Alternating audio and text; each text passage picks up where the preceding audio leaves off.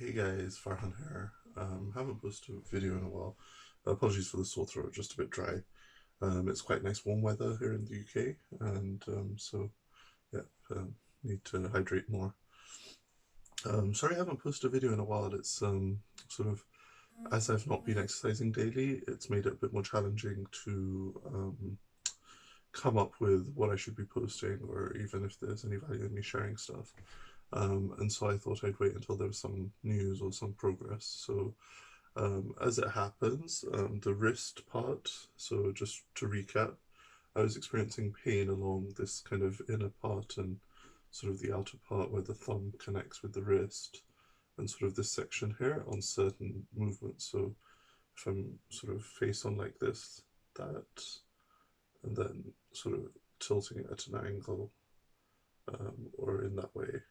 And then it started to become progressively worse. So I would hold and twist things or kind of try to hold things at an angle, and unfortunately, that would also then aggravate that part of the arm.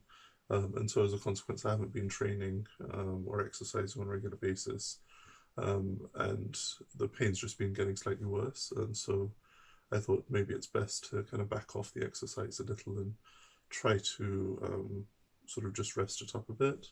And instead, it's just gotten a bit worse. So, what I've done is I've started, as in like literally today, doing some exercises that I learned of quite a few years ago now, called Pranic Breathing. And now those of you that might know yoga might have heard the word prana before. It's a term used in the Indian culture that describes what in Chinese or Japanese culture might be known as qi or uh, Tao, or sort of life force, vital force, the energy that flows through you. In South American traditional medicines, it might be called the liminal strands, the sort of strands of life. So many cultures have a way of representing or describing this kind of energetic system that exists in the body. And pranic breathing is a series of exercises that were created relatively recently.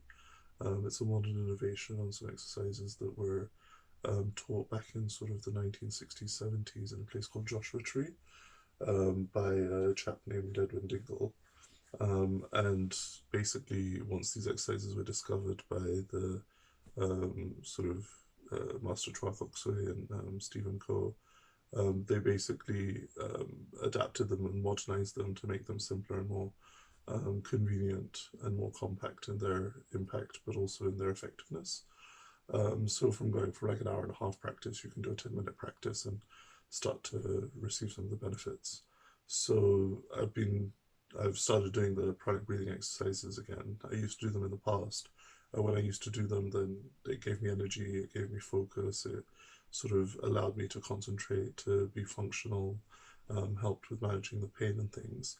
And I'd forgotten about them a little, so sort of those and the five Tibetans are kind of two practices that between the two um, sort of cover sort of some really esoteric traditional exercises, but can have really profound effective practice on a daily basis.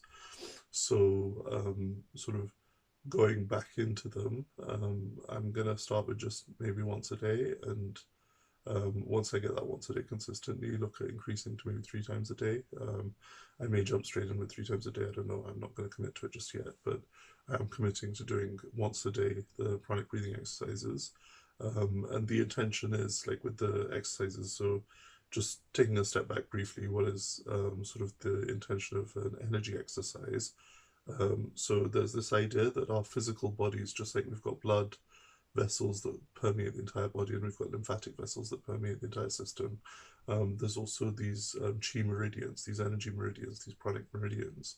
And these meridians mirror your blood vessel system. So wherever blood flows, chi flows, and wherever chi flows, blood flows, is kind of how they describe it in Chinese acupuncture. So a healthy flow of blood reflects a healthy flow of qi, and a healthy flow of qi is mirrored by a healthy flow of blood. And so the way it's sort of diagnosed and worked with is when there's a blockage in your qi flow, in your energy flow, then that starts to cause an impact on your physical being. So when the energy system starts breaking down, then the physical system starts to have trouble. And the closest thing I can think about is kind of, current context of the society we're living in. During the beginnings of COVID, there was a massive shortage of toilet paper in the stores. It wasn't that there was no toilet paper, there was plenty of toilet paper in the supply chain. They just didn't know that they needed it in the stores as fast as it was being bought. And so there ended up being empty shelves. And so those people that wanted to buy toilet paper couldn't buy toilet paper because there was an empty shelf. Now, if you think of that in terms of an energy system, well, if the toilet paper was energy, the toilet paper was all stuck in the reserves of the factories and in the warehouses, and it wasn't on the shelves where it was needed to be bought by people to then be used. So likewise, energy can stagnate, energy can get stuck somewhere in a system, and it's not reaching the places that it needs to reach, and so then you end up having a deficit of energy. And then as a consequence, when you've got an energy deficit, you end up having gaps, and therefore you then, it creates problems.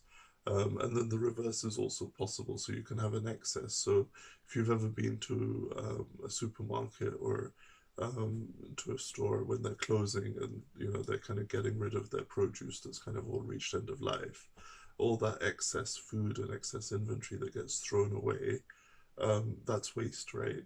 But it gets thrown away, it gets moved out of the system. Imagine if they never got rid of it. Imagine if they never got rid of items that didn't sell, or they never got rid of items at the end of a season. Then, the stores would be filled with this glut of excess inventory. Some of that food would be spoiling and it would be smelling really foul and stuff. And so that's another way that disease manifests, right? Is that you end up having an excess of an energy in a part of the energetic system, and then that manifests in the physical as an excess of something in the physical form, and then therefore that translates into disease and ill health. So anyway, the energy system, whether you believe in it or not, there's all sorts of science and research out there that's tested it, that's proven it, that's made it that it can be measured, it can be accurately detected.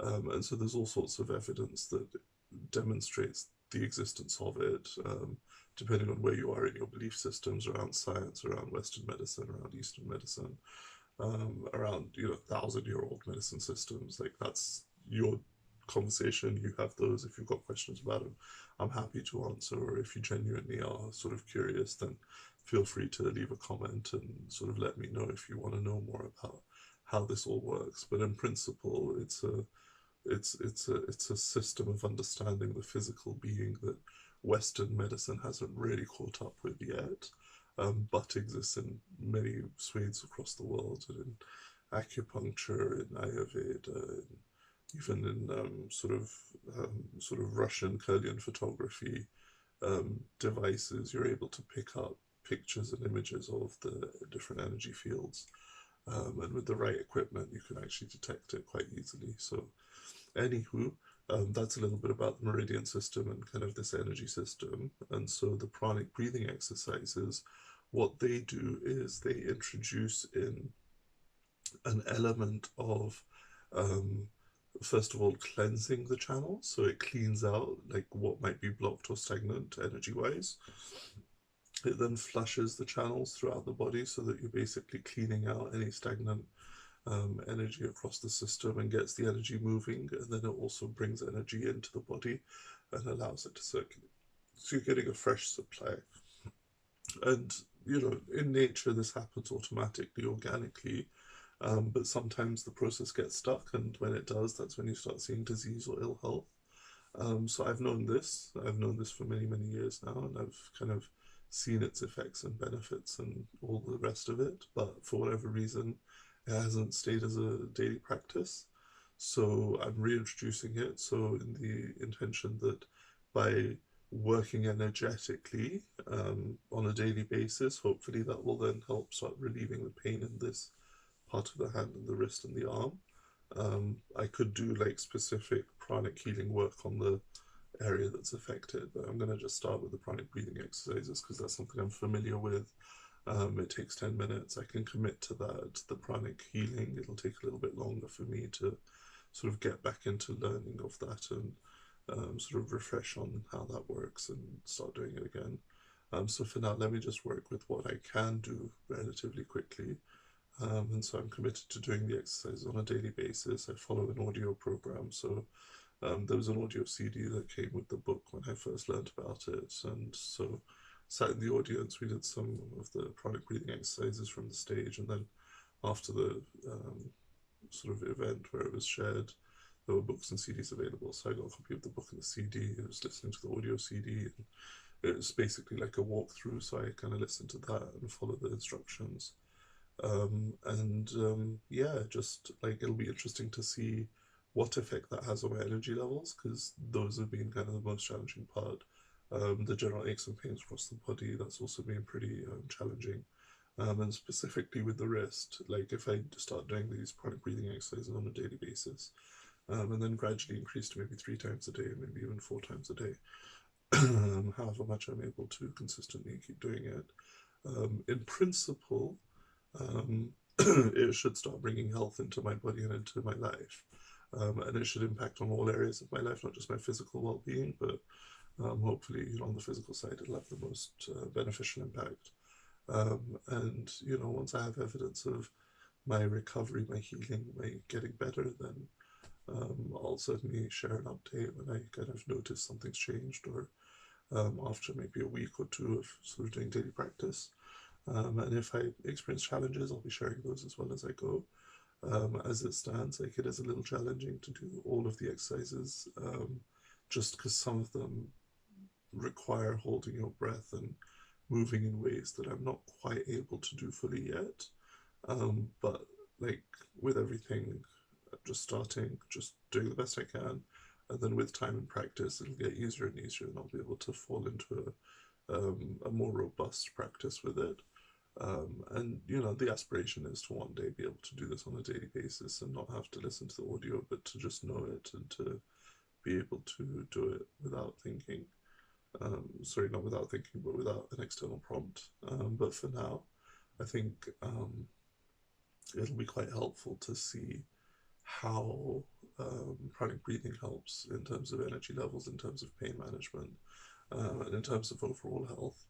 And then, if things go well, then maybe it'll be something that can help lay the foundation towards getting the rest of my health back on track.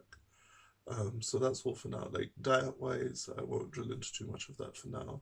But I have still consistently been sticking with the celery juice, and I have been consistently sort of drinking the lime water and or lemon water with honey, and also then the cucumber juice. And so for those of you that might not know, sort of there's another chap out there, Medical Medium, and he advocates starting when you're fasted. The first thing to do when you break your fast is to drink lemon dissolved in water, so like the juice of half a lemon in about a pint of water, and like I just mix some raw organic honey into that as well, so that's all fully dissolved. So I have that, and then 15 to 30 minutes later, I have just under a litre of celery juice. And the recommendation is 16 ounces, so about probably like half a pint maybe. I don't know what 16 ounces translates to, but yeah, 16 ounces of celery juice is the recommendation. I'm aiming for about a litre to try to kind of sort of increase the efficacy of it, and also kind of to work across sort of as fully as possible across the system. And then about 15 to 30 minutes later, I'm taking cucumber juice as well, and there I'm juicing 2 cucumbers, and I'm just drinking the juice of that. And again, so with cucumber juice, that's been you know advocated to help with moving lymphatic fluid and toxins in the system. So I'm taking that specifically on the intention of using that as a mechanism to help move the lymph fluid and swelling in the body, to kind of help start releasing some of that swelling, getting that out of the system. So I've been doing it so the celery juice I started last year, so that's been over a year now, and it certainly makes a difference when I don't drink it, so it's clearly doing something.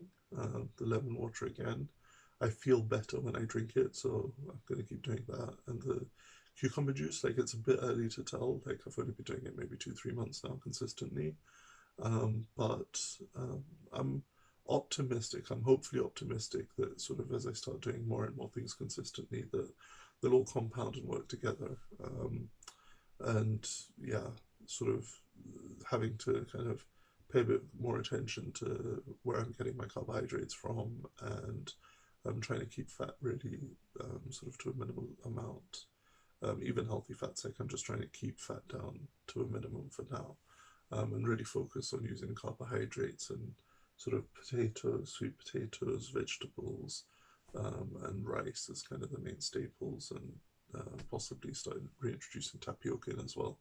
But really focusing on having a rich kind of carbohydrate dense fruits, vegetables based diet, minimal amount of fat, minimal amount of protein, and just give the body the foods that it could use to heal, and just, you know, sort of see how things unfold. For now, like clearly there's a lot that needs to be done for things to get back to health. But, you know, in time, let's see how things unfold. Things are improving, things are getting better, and at the same time, they're getting more challenging as well. So, you know, it's kind of swings and roundabouts at times. But, yeah, can only keep making adjustments and keep tweaking things as I go, and also finding things that are sustainable and ecological in terms of within the environment I'm living in, within the resources I have available at my disposal, and within the means that I have, you know, available to me, and the help and support that I have around me. So, yeah, just thought I'd share that as well, just so you have a sense of the sorts of things I'm eating and sort of where my diet is dialed in at the moment. It's not 100% fruit and veg as much as I'd like it to be. There's a combination of sort of just, there's something in the hunger or sort of in the appetite that sort of is not quite getting satiated properly, and I'm guessing it's possibly either adrenal fatigue or neural fatigue, and there'll be an element of detoxification and elimination that kind of will take a few cycles to properly, fully kind of come through. And it may be that I need to like really tighten my game around my supplementing as well, because I've been a bit lax with that as well. But for now, sort of just progress is kind of consistency more than anything else. And I was aiming to be consistent with the exercise daily. I was aiming to be consistent with videos daily. But unfortunately, you know, one challenge after another, I don't want to aggravate things and make them worse. I haven't been to the doctor yet, but it's something I am considering. But let me just see if I can't resolve this myself first, with what I've got at my disposal. And if that works, great. And if it doesn't, then, you know, next we'll start looking at allopathic medicine and see what help assistance we can get there as well. Anywho, I think I've rambled on enough for now. You guys are probably bored of hearing from me. It's coming up to what, 18 minutes? Yeah, okay, well, thank you so much for listening. I really appreciate you guys. You especially. Yeah, you. Thank you for listening all the way to the end. Someday, at some point, like, this will be part of that journey that sort of leads to the healthy me and the fully vibrant and excited and alive version of me that some of you out there know of, or some of you might have seen at events and things. For now, I'm just going to keep plowing through and just keep persevering. Like, that's the one bit of advice I can give, is that no matter where you are in life, whether you've got the resources, the money, the health, or the absence of any of those things, or relationships, or whatever it is that you're missing in life, whatever it is that you want or that you want to achieve, the only way that you're not going to have it is if you stop trying. So if you're anywhere on your journey, if you feel like so dejected you can't even get yourself out of bed, I've been there. I've had weeks where I can literally not lift myself out of bed. Like, I've had months where I've been bedbound. So, like, when I say to you, I know where you are. If you're stuck in bed, if you can't move, if you're struggling to stand up and walk even, yeah, I've been there. I've experienced that as well. I know how debilitating that can be. You know, I haven't had it so bad that like only my neck can move, and but it does feel like that at times when you're stuck in a bed and you can't do anything else and you're frustrated from it. But one thing that I will say is, if that is you, if you are stuck or you are struggling or you are in a place where you just cannot find a way through, know that that's okay, but don't let that be your reality. Don't accept that. Don't settle for that. Accept that it's difficult and it's challenging and you don't have it in you right now. and keep hoping for and working towards those better days. Because if you persevere, if you go give yourself the time to be in that depression or to be down and dejected, and then just like once you've had enough, lift yourself back up and keep trying. I promise you, health is available to everybody, wealth is available to everybody, rich relationships are available to everybody, family is available to everybody. Everything is available to you as long as you persevere. Don't stop. Don't stop trying. Don't give up. Don't just like become dejected in life. Keep persevering. It may not be easy, it may not be difficult, others may get them done days, weeks, months, years, even decades ahead of you. But that doesn't mean you're not going to get there. It just means you have a different journey in life. Embrace that journey. Keep pursuing that goal. Whatever that is that you aspire towards, whatever that is your intention is, however far away it might seem, however impossible it might seem, everything is possible. Just remember, impossible can also be I am possible, right? Everything is possible. Anything and everything that you can imagine can be yours, but you have to choose it.